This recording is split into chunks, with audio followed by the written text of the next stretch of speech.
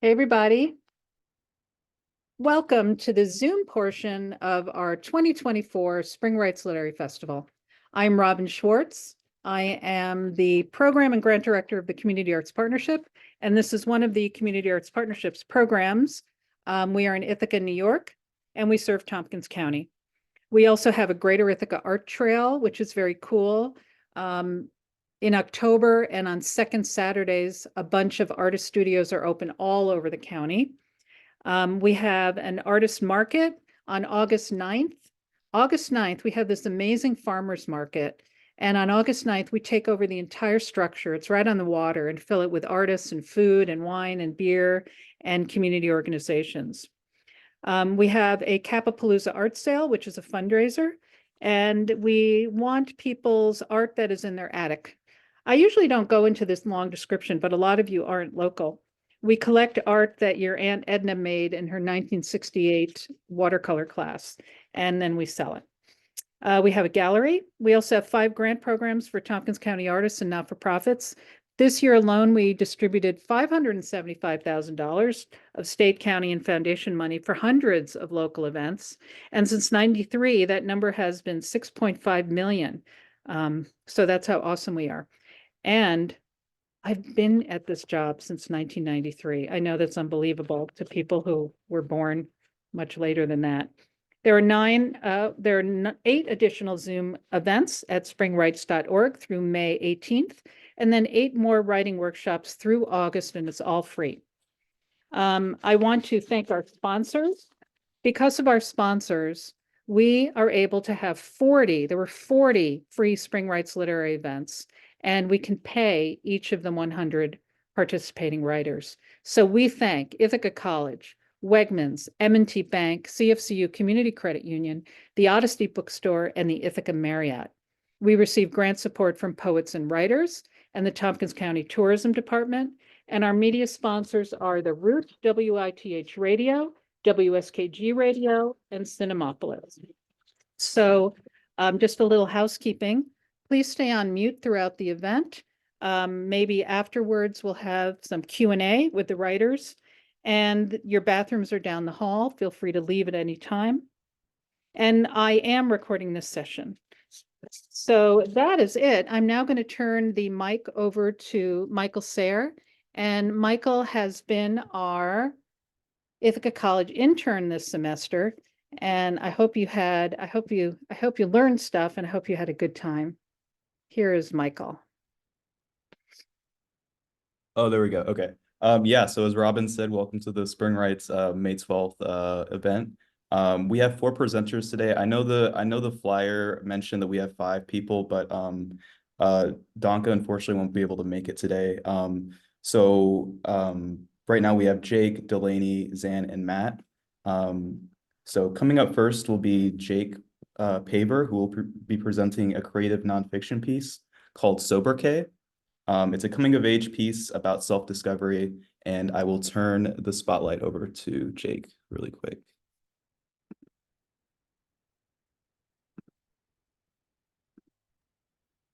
Thank you very much. So as you can see, I'm a bear. My webcam broke about 5 minutes ago, so this is my fix. But because of that, I can show this nice cover art here on the left of my piece. I'm going to read 2 pieces of it. It's self-discovery, so I'm taking a piece from the beginning and the end, and I'm just going to quickly read through them for you all here today. The first piece I'm going to be reading, and I'll make the text a little bigger here for those who might have trouble seeing it. The first piece I'm going to be reading today is called Happy. I think we got it wrong. Happiness is not a condition, it's a state of mind.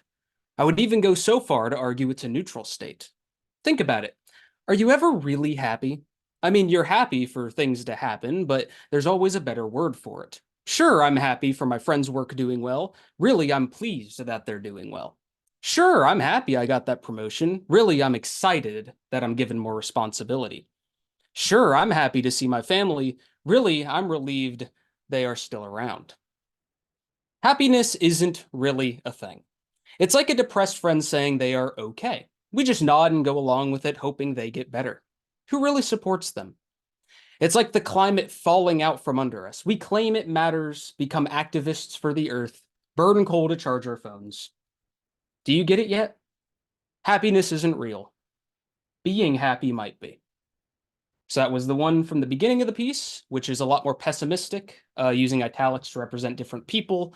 And now we're going to go to the second piece, Sorry, Not Sorry, which is much longer. I'm sorry. Sorry we don't talk more. All the people in my past lives I've treated like a chore. You never deserved the person you got. Sorry, I closed that door. Fuck you even apologize for.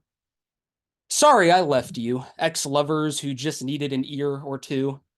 Y'all was going through some tough shit. Sorry for the missing the cues. Like we even believe you. Sorry I offend. The media friends I had burned bridges with, I was envious of the success. They got upset. Sorry I wasn't better then. So why continue the media shit? Sorry for the sex. It wasn't for connection. It was for the effects. Only did it to boast about it. Unfair to broken hearts I left. So why continue the media shit? Sorry to the fam, distant or close, acted like the person I am. Introvert doesn't want to speak. I can only hope you understand. He didn't speak at the reception. Sorry to my friends, the people I promised. An open book got a lock instead. Struggling to be open, could only find how to do it through a pen. Read the fucking room. Don't assume. Consume attention ain't ever nothing new. Apology fake. Who wants to hear polytrauma? You ain't special. Everyone's got problems. Sorry, I don't talk. Instructors ask questions to class, I watch. Feel bad that I'm too anxious to even put up a shot. Apologize for not. Just an anxious thought. Sorry, I don't do events. I'm just too nervous to attend. People I know putting on a show, happy for them, but only in distance. It's like they don't even care. Sorry, I'm not better. Been standing me in the worst weather. People I love watching me as I butcher my sail, toss it in the reef. Does Jake even like me? Sorry, I'm never my best. Been putting my pen to the test and mind at rest. Been writing when sleep deprived, my health ain't left yet. 30-year deathbed. Sorry for my bad mood. Brain's been on a tangent, nothing real new. But it's never been fair to me to be unfair to you. I'll get better soon. Said fucking who. Sorry for my headspace. Brain's never really been happy in the first place. Guess it dates back to the birthplace. No, it dates back to the bird brain. Participation 3rd grade. Ergo hurricane nicknames. Which Jake's real? Which fake? Which takes bottom? Which came back from the bottom in the first place? Which one took a new name while respecting the first name? Like you care about others anything? Cry and take a swig of Maybelline. You can't guilt trip me. I don't even drink. Difference being, you think you and me's the same thing. It ain't ever been a thing. Sick of obsession over dopamine hits. Swing, swing, miss. What a fucking bitch move to think we deserve to exist. That's why you're getting delisted. Sorry, not sorry. And that is all. Thank you very much. All right, thank you so much, Jake. Next up, we have Delaney Judson, who will be presenting a fiction piece called Responsible, which is a sexual assault narrative that seeks to understand the cognitive process of a guilty perpetrator. So just as I did with Jake, I will be removing the spotlight and giving it to Delaney. Here we go. All right, awesome. Thank you. And I just want to say first, so great to hear Jake's work. It's been really awesome to work with Jake for the past 4 years. Your words and your vulnerability has always been so inspiring to me as a writer. And I'm looking forward to seeing you soon. Okay, now I'm gonna dive in to mine and close this up. Okay. Yes, so as was said, I've been working on a fiction manuscript for the past several months. And it's a first-person narrative from the perspective of a person who commits sexual assault and proceeds to lie to others about it in their life, and eventually leading to them lying to themselves. So I'm going to read 2 little selections. First is like a prologue sort of thing. Don't quite know where it fits yet, but I like it, so I'm going to read that. And then I'm going to read a larger scene/chapter. You know when you hear about some violent crime that somebody has done on the television news, and how you're supposed to believe that human beings are capable of that sort of thing. But then you're hearing the report, which is just a list of facts about a horrible event, and you think that by all accounts it is objectively wrong. Cruel, brutal, inhumane, which is to say not human. But then the facts rush over you again, and you're reminded that a human did in fact commit this crime. So then you're forced to shrink your definition of what a human is. Because you are a human, meaning you couldn't possibly do something like that, but so are they. So you draw a nice little line between yourself and them, and then everything makes sense again, and you can go on with your life. I think that if we didn't hear about crimes in the way that we do, we wouldn't have to draw those lines between each other. And then maybe things could be different. And now I'm going to dive into a chapter. This is a chapter that comes on later on, so there's going to be some context that you might be missing, and I hope you can still keep up. The air conditioning in our house broke that summer. For weeks, it was so hot, I couldn't find the energy to clean or sometimes even open my eyes, so the mess in my room piled up. The messier my room got, the hotter it felt. The piles of laundry and water cups somehow emulating a densely packed room at a party. And so it just got messier, and my mom nagged on and on.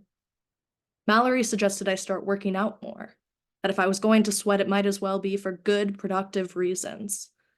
I agreed, because my gym had air conditioning, and I had nothing better to do with myself. I also thought that maybe by developing this habit subconsciously, everything would just figure itself out.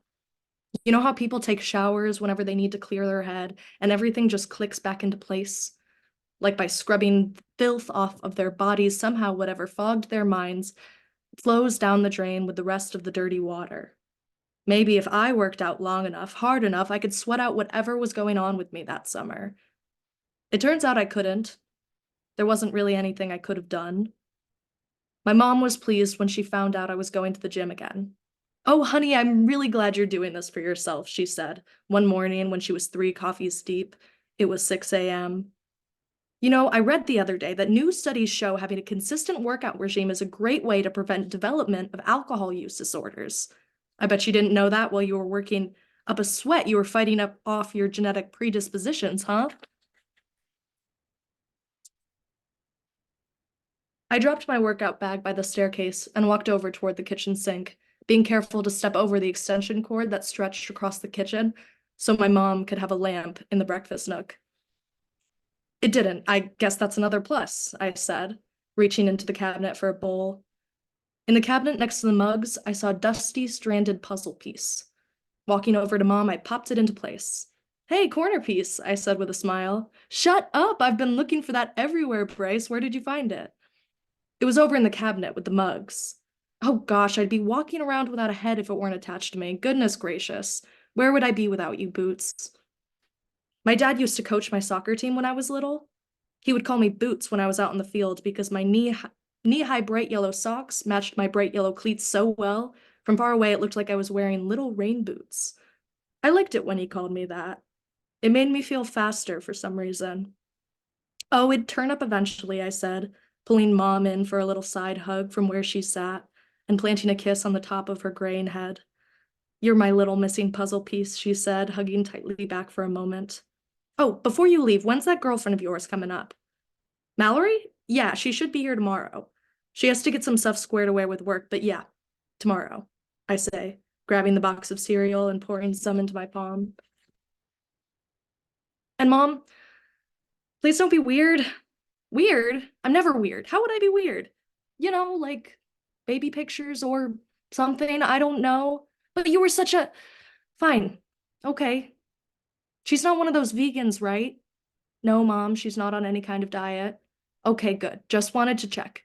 You never know with those liberal arts school girls. There's all those moms on my Facebook group talking about their kids and how do they go to college and come back with these like eco diets or whatever. And I don't know how to cook for that. But anyway, does she like meatballs?"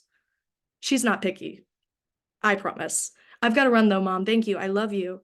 "Okay, be safe," she said, with a warm smile before wrapping herself tightly in her bathrobe and sliding her reading glasses on her face. I threw my bag over my shoulder and walked out the door, thinking about nothing except for what my mom said about my genetic predispositions. I wonder if she really thinks that it was my dad's genetic predispositions that made him start showing up at my soccer practices with Gatorade bottles that smelled like hand sanitizer. We never see much of him anymore, aside from the occasional birthday phone call. And yeah, his genetic predispositions played a huge part in that. But what my mom forgets is that his first kid died too, and quickly after, his wife went crazy about it. I was 8 years old when he left, and the moment he did, I replaced him. Mom must have sent him away in the night because that morning when I woke up, she sat me down and told me it was time to be a big boy. You're no longer just a kid, baby, she said, wiping away tears. You've got to be the man of the house now. I was always supposed to stand in his shoes, but today I was tasked with going to the gym so that I don't become like him. I couldn't win. I ran on the treadmill until I vomited. It was stupid optimism that made me think we'd make it through the summer. The day I left campus in May, Mallory and I laid in bed kissing while I filled her with empty promises. It will be good for us. We'll call every day. It didn't make her stop crying, but I could tell she believed me, and her belief made me think I wasn't just telling her what she wanted to hear. I didn't know how to love something I couldn't touch, but I thought maybe I could learn. Things started off good. Without having to worry about school, I felt weightless and things were easy between us. She stayed on campus to do an internship with the local art museum and was occupied during the afternoon, so I got to keep those to myself. We'd call every night. Sometimes we'd play games, but normally we'd just talk. Sometimes she'd call at night wearing nothing but a lacy bra, her long brown hair pulled back out of her face, so she was just this beautiful body that I could look at and I didn't have to work for. I'd put in the work before, so now it was just mine, and I liked that feeling.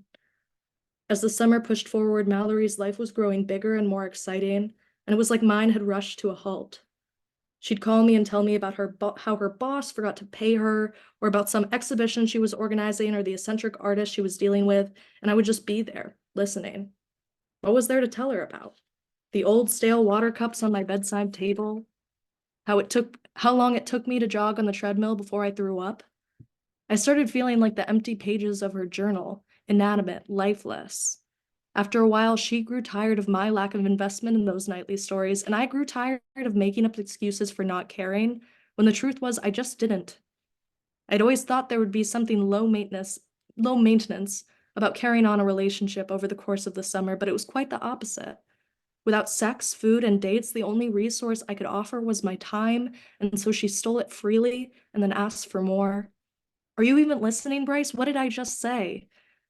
She started asking me to be there for her in ways I was simply not capable of being. We started fighting and blamed it on the distance, on missing each other, but truthfully, I think she was trying to ignite some sort of fire in me when we bickered, just to see if I was still alive. Over the semester, all the things I loved about Mallory were on full display. The way her small body fit perfectly in mine, how she blended into every social situation with such ease. She had such a huge appetite for fun, for adventures, and when she chose me, it was like validation that I was some kind of great adventure she wanted to embark on. But sitting back in my childhood bedroom, surrounded by dirty clothes and old soccer trophies, the idea that I was anything remotely exciting wore off on the both of us. When I came back home from the gym, there was a note on the puzzle table. Out with Kim, there's leftover pasta in the fridge, XOXO. B was away with friends this weekend, so that meant I would have the house to myself for a while.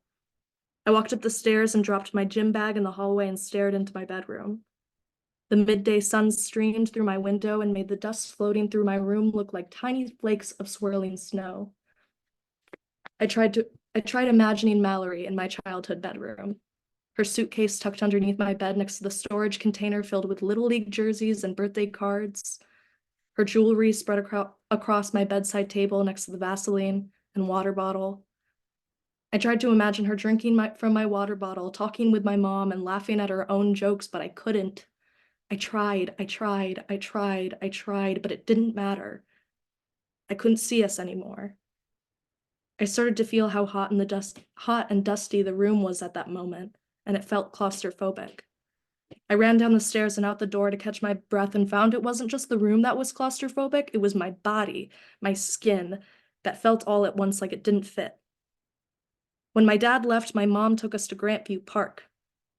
It's little more than a gazebo, a bench, and a set of swings on one of those small man-made ponds, but it's somewhere nearby that feels like fresh air, even if that fresh air is manufactured. It's a short walk from an ice cream shop, a bakery, and a 7-Eleven, so it's a great place to go if you wanted to get out of your car and pretend like you didn't live in a suburb for a moment. Mom bought us ice cream, and I sat there, terrified of her uncharacteristic silence, but she never broke it. She just stared out at the ducks gliding over the pond, eating her ice cream. As much as I looked up at her, she wouldn't meet my gaze, though she placed her hand on my head, which even then, I recognized as a pretty half-hearted gesture of comfort. And that's all I've got for today. Thank you.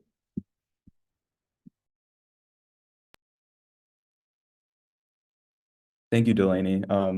Next up we have Xan Hopkins, who will be presenting a video essay that explores what it means to archive, how we decide what's worth keeping, how we keep it, and why it's so important that we do.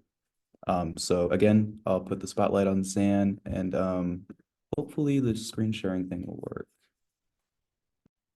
Yes, I will give it a shot. I'm gonna have to share my screen and my audio, so if someone just wants to let me know in the chat if it seems like that's not working, that would be great, but it should work okay. Hi, I'm Xan, did a video essay on archives. Let me actually get this up before as I'm talking. So I'm gonna share two quick, here we go. I'm gonna share two little sections. The first one is sort of in honor of Mother's Day. It's a little snippet from my chapter on family archives. It'll be a little bit out of context, but I couldn't help myself. I wanted to have at least a little bit of this chapter in there since I have some family members here, including my mom. And then I'm going to skip forward a little bit to a chapter about minimalism. So I'm going to give this a try. Somebody chat me if the audio isn't coming through. My mother does not believe that her blue ribbon photos will be studied by historians for years to come, but perhaps they will be studied by her great-great-great-grandchildren. Think about the plethora of information that she's supplying here. And yet, our modern sensibility doesn't support this behavior. A common criticism of modern humanity, by modern humanity, is that we're never looking up and around anymore, only at our screens. And while I understand the sentiment, I fear that it creates a sort of shame around taking photos and videos, something that we have done for decades now. My whole life is on camera, from the day I was born to my birthday parties, to my dance recitals, to my virtual COVID high school graduation. We have always had the instinct to record, keep, save. We would not have put cameras in our phones if humans were meant to be any less so inclined. And now that family photo and video have become almost entirely digital, I actually look forward to taking them at every holiday. I know I'll get to see them right away in our family group chat and show them off to all my friends on Instagram in a way that says, look how much space we take up. Look how big we've gotten. This is archiving on a smaller scale. Humans care a great deal about legacy, about making sure that a part of us lives on after we're gone. It's a way to grapple with mortality, with the idea that forever is a long time, and we don't get to see most of it. That is, for the most part, why we make photo albums and pass down family heirlooms. It's the same reason we care about family names and the same reason we feel pressure to procreate. It's human nature.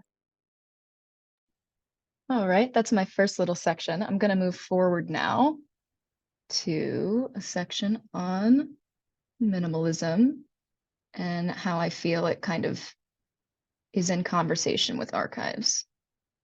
Here we go. Whoop. Sorry, not the most precise scrubbing tool in the world. Here we go. Minimalism has resurfaced since its original rise to fame as an art movement in the 60s. Only now it has become a way of life rather than an artistic style. Over the past several years, and particularly during the pandemic, the minimalist way of life has become commonplace, popularized largely by lifestyle guru Marie Kondo. But the idea of living as a minimalist is nothing new. the primary tenet of minimalism is to remove from your life as much as you possibly can, with the goal being to live in a simple, streamlined environment and reduce your waste and consumer intake as much as possible. It is supported in large part by sustainability movements that encourage people to consume less. So, in my eyes, there are two necessary elements of minimalism. One, get rid of everything that doesn't serve a utilitarian purpose, and two, maintain the emptiness by consuming as little as possible. And though this may feel like an effective way to encourage people to minimize their carbon footprint, the result, I fear, is not quite so net positive. When you throw something away, it doesn't just disappear. If you give it to, say, a consignment shop or a thrift shop, it is still taking up physical real estate, just not your own. If you put it in your garbage bin, it gets taken to a landfill and piles up with all the other crap people don't want anymore. Either way, it is still impacting the environment because it exists. The key to sustainability is the latter principle of minimalism, which is to radically reduce the amount that you consume. By decreasing demand, you decrease supply, which decreases both waste and energy used in the production process. But most minimalist brands don't actually want you to buy less. They're brands. They want you to buy what they are selling. Marie Kondo's website encourages you to take her 10-step tidying course to totally transform your life for the low, low price of $40, and then purchase her KonMari organizing cubes and spice jars. Apple, whose primary appeal over other big tech brands is its minimalist appearance, is seeking to fit an aesthetic, not decrease waste. They still want you to buy the newest iPhone every year.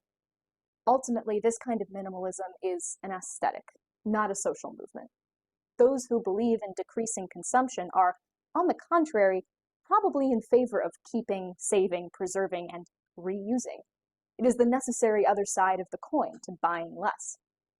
I say all of this to make the case that archiving is not antithetical to minimalism in a sustainability context, but it is antithetical to the social and aesthetic movement that drives people to only save what is absolutely necessary.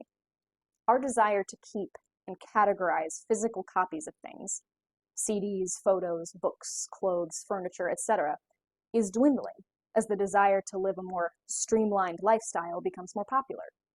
Archives have had to adapt to this. On the subject of saving physical things, History Factory archivist Helen had this to say. Personally, things I like to keep are cards, like birthday cards. It's tough because as an archivist, I'm like, yeah, keep all the things, right? Someday, doomsday, right? Like we may not have the internet, we may not have access to these things, and like, what if we had to start over? Blah blah blah. Another one of our archivists, Destiny, shared similar sentiments. I have every card, like birthday, holiday card I've ever been given in my life. I was having a conversation with my husband about shows that I want to get box sets of because I'm sick of having to pay for a subscription service and never actually knowing if I'm going to have access to what I want to watch. This is something we even talk about with like gaming systems. We're a big gaming family. The new PS5, there's one that has a CD drive and there's one that doesn't. And my husband and I are going to get the one that has the CD drive because we want to own our DVD or own our games. God, it's so like doomsday, right? To be like, we're not going to have access to, like that's, I feel very much like man in front lawn kind of thing when I like think about that kind of stuff. Note to self, if doomsday ever does come, bunk with the archivists. They'll have the best movies. But despite their love of physical copies, they both understand the importance of digitization. Helen, in particular, shared a fascinating insight that I think reveals something integral about the role of the archivist in general.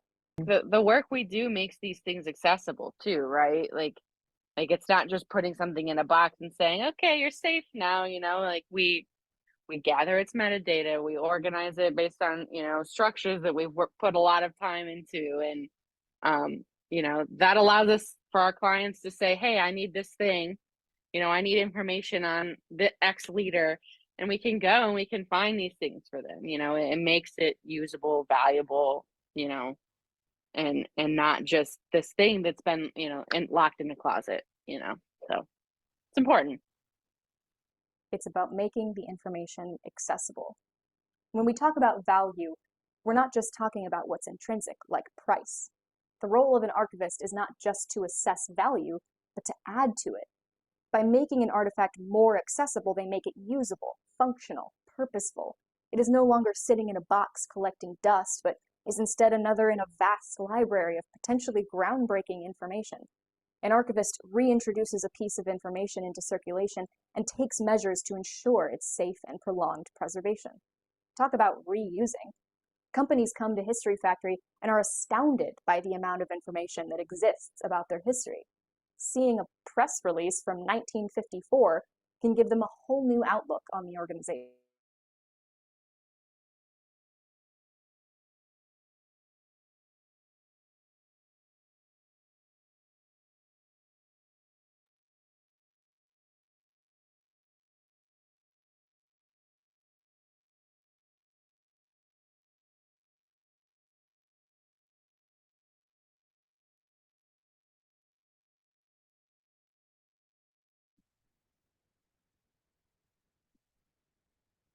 The environment, but more on that in a moment.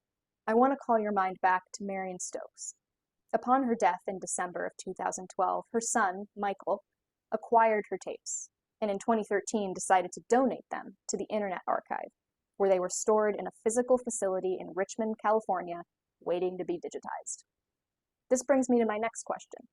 If one online archive can hold over 30 years worth of recorded news, is there any end to what can be stored on the whole of the internet?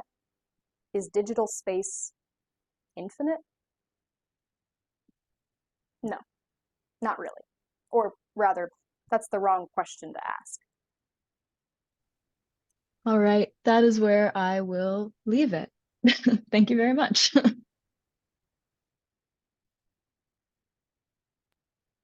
Thank you, Xan.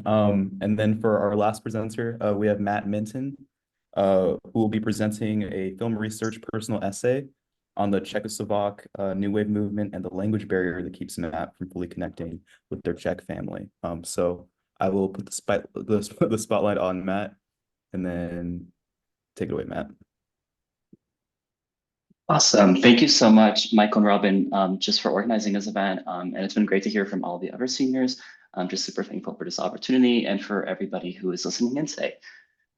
So I'm going to be reading three short excerpts from a few different chapters in my piece that I've been working on pretty much the whole semester since January.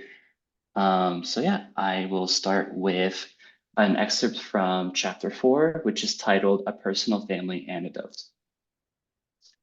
It's a phrase I always tell myself at the beginning of each new year or at random increments throughout the school year when it suddenly comes to me. This is the year I'm finally going to relearn Czech. Take classes on Duolingo, get that owl fed again, and perhaps be able to form a better connection with my family overseas. But like always, I know deep down that I won't, that it's practically impossible to make the time for it with schoolwork, or at least that's what I tell myself, that I'll do it another year or I'll do it another time. Maybe it's a way of still pushing that side of me away. Maybe it's the guilt I still feel for letting my mom stop speaking Czech to me at such a young age when I started going to elementary school and saw that everybody else was speaking English. I didn't want to stand out and I wanted to fit in nice and clean.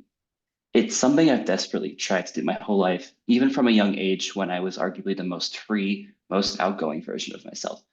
It probably goes without saying that trying to blend in with everything and everybody around me didn't do me any good. I don't remember that specific moment when I told my mom I no longer wanted to speak Czech, but I do remember it through her recollection, through her own story. In the years since then, I felt the vast consequences of that decision. I was lucky enough to go visit the Czech Republic multiple times over my childhood, a place I will always call a second home. We visited Jablonec, where my mom's sister's family still lives. We visited Prague, a city I still, of course, with some bias, consider to be the most beautiful place in the world. I remember nights dancing with my cousin or going out to the plaza to buy ice cream or somehow convincing somebody to go see a movie with me, usually my grandma. I also remember all the times I've been at the dinner table or out at a restaurant with my Czech family and felt totally disconnected from the conversation at hand. That's not to say that nobody was ever accommodating to try and translate things for me. Sometimes my family even tried to speak some English to make me feel more welcome, but no matter what, that disconnect was there and would always be there. I never wanted that to show, but I fear it must have over the years. No amount of Google Translate or me trying to read between the lines and catch what great joke was just told could ever make me truly feel there in the moment. I sometimes tell my mom playfully, "Why did you let me stop speaking Czech?" But even as we laugh about it at times, I know, and I fear my mom does too, that there will always be a part of me that yearns for a whole different part of my identity without fully being able to own it for myself. My mom's entire side of the family that I feel disconnected to. I know my mom thinks I secretly blame her, but I don't. That would never be fair to her and everything she's instilled in me from a young age to pursue my passions and just be the person that I want to be. She never thought I would fully lose the language, especially considering that I even spoke better Czech than English as a toddler. Maybe it's not fair to completely blame myself either, although I do anyways. I was very young and just learning about the world and everything around me for the first time. I know I didn't mean any harm by it, but of course the person I ended up hurting the most in the end was myself. Of course, when I realized that I didn't fit in as I hoped, I turned to the movies to try and make sense of myself and the world around me as an outlet. It was just like listening to the stories my mom told me about me speaking Czech when I was a toddler. Because while I'm still coming to terms with facing a language barrier for so many years and never being able to go back and make those changes, there is one aspect of Czech culture I know I have a greater grasp on than my family, and that's film. It's a grasp that I hope will allow me to reconnect with my family in a more concrete and honest way. Perhaps it's my entryway into it all, carving out a part of Czech history and culture that I can help my family understand better rather than them always having to teach me. Something I can claim for myself, something that bridges the gap between so many different parts of myself that I've yet to fully connect. Everything I do goes back to my grandma, who passed away during my first semester of college.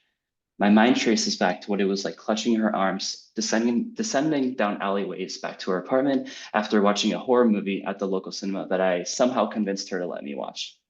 This project is my way of keeping my grandmother's memories alive and finding my own pathway back to her hometown through the big screen. Let that never be forgotten. So that was the end of my first chapter. I'm now going to be reading from chapter 5, which is titled Forms of Political Resistance. While my way into Czech culture and imagining myself in these far-out villages was through New Wave films, my mom told me something that struck me. Going to the movies was not really embedded in Czech culture. For one, it was expensive. My mom, who was alive for about 9 to 10 years of the communist Czechoslovakia state, said that people typically reserved a trip to the theater for one big event a year. For her, it was American movies like Dirty Dancing and Titanic that she went on to show me as I grew up. Of course, whenever I think of these films, I think of my mom. The dichotomy of my mom and her family not being as familiar with or interested in these New Wave films is something that I had to confront early on in the project. Many of the films during the Czechoslovak New Wave were specifically made to be seen abroad and were difficult to see in smaller villages across the countryside. My mom recalls how once many of the films from this era became more readily accessible after the Velvet Revolution in 1989, people didn't necessarily crave going backward in time to watch these older Czechoslovak films. They were curious about world cinema and culture, particularly American films. There was a desire to look outward, much like my own yearning to look beyond the scope of the American film canon. In some ways, I think I understand where people like my mom were coming from, especially after having been under such strict control and censorship for decades. Why wouldn't you want to get out of your shell? Why would you want to go back and revisit those harsh years for the films made specifically about them? If I was in my mom's position or my grandmother's position, would I really have gone back to see all the Czechoslovak New Waves from the 1960s? Likely not. Czech culture not being specifically tied to entertainment also has to do with the way of life. My mom recalls how growing up, everything was walking distance from her. People were out and about more and just loved to socialize. Experiences were valued more than material objects.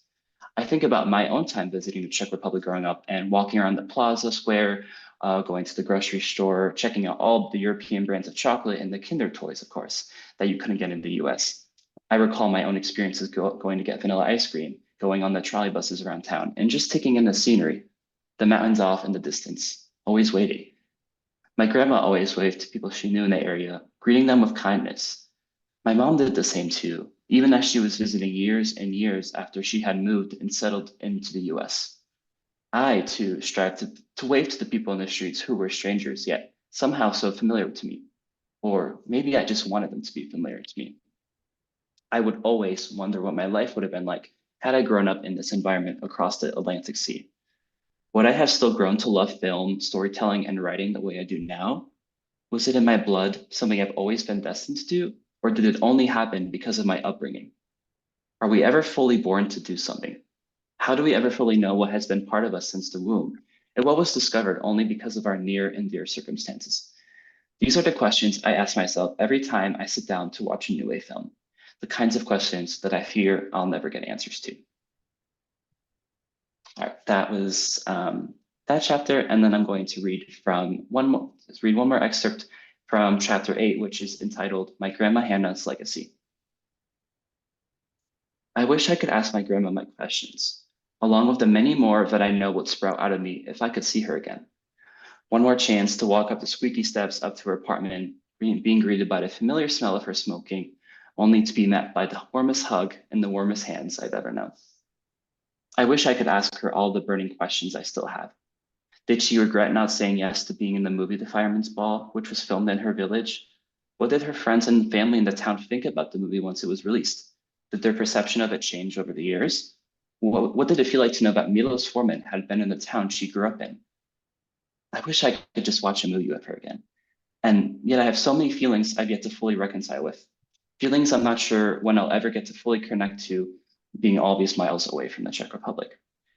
It wasn't until I came across journalist Emily Tamkin's essay titled "Work and a New Wave" on my capricious summer with Menzel for the Los Angeles Review of Books that I realized long swept over feelings I hadn't quite been able to put into my own words. But there those words were, staring right at me with the sharpest truth disclosing my closeness to this new wave movement. Upon noting the cultural specificity seen in many of these films that people only living in 1960s rural Czechoslovakia could fully grasp, Tamkin writes how, quote, "one might think that the historical and geographic specificity would make the movies feel more removed from me, from my life, but the opposite happens," end quote. Her next written words hit me even harder, quote, "There in the fictionalized Czech countryside of the 1960s, I recognize people I know, or situations I've seen, or feelings I've had," end quote. Perhaps what brings these Czechoslovak New Wave films together the most is their shared interest in finding a common humanity in everyday life, in the countryside, in the lands far away from the places most people would associate with Czechoslovakia. I see my grandma when I watch these films. She's not in the frame. Aside from the Fireman's Ball, where I can only imagine where else in the town she might have been during the shooting, for many of these other films, she was likely many miles away, living her own life, wondering things I'll never know and always wonder for myself. But she's there in these films. I see her. I see her like I've never seen her before.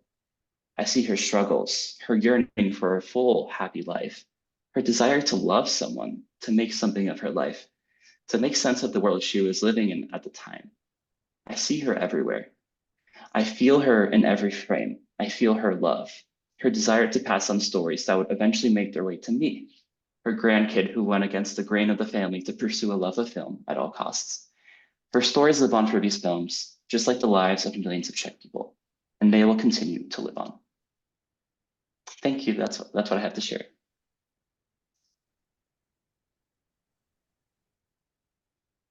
Thank you, Matt. And that's the end of presentations. I just want to give another thanks to Jayke Paver, Delaney Judson, Xan Hopkins, and Matt Minton again for taking the time out of their day to present all these projects. And thanks to Robin for organizing this project with us. Do we want to see if anyone has any questions? Yeah, I guess we can use that little hand emoji or whatever, and if anyone has a question for anyone. Or you could put it in the chat if you don't want to.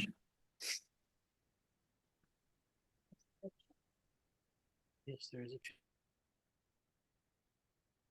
So Xan, I was a professional organizer in the 80s and 90s, and one of my favorite subjects is why we keep the things we keep and what's important. And organizing is my happy place, and I live in fear of running out of things to organize. Yeah, the project was very much inspired by I did an internship at an archival services company. I mentioned them in the video, called History Factory, and just this idea that archiving is not just about what you keep, but also what you choose not to keep, how you keep it, why you keep it. And yeah. And yours was more about paper, really. Or no, not true. Archiving. Yeah, mementos, paper. Yeah, and since I'm a senior in another direction, it all becomes it's a whole different conversation about what to save and what to get rid of so other people don't have to deal with it. But yeah, favorite subject. Any questions for the writers? Xan has one from Eleanor K in the chat. Eleanor asks, are you going to be sharing your final piece anywhere? I'd love to see the whole thing. I wasn't planning on posting it publicly to YouTube just because it still feels a little bit skeletal to me. I would love to be able to, flesh it out a little bit more before I make it public. But I can send you a link to the unlisted video if you'd like to see the full thing where it's at right now.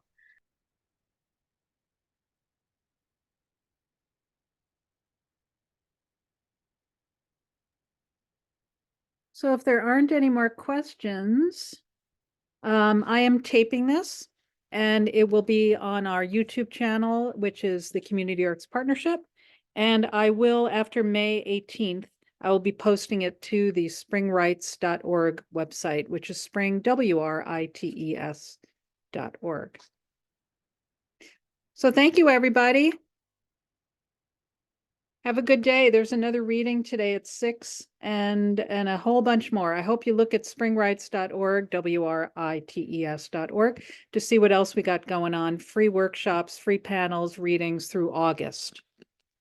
Thank you. And thanks, Michael, for putting this together. Yeah, of course. Thank you, everybody. Bye. Thanks, everyone. Thank you so much. Of course. Thank you.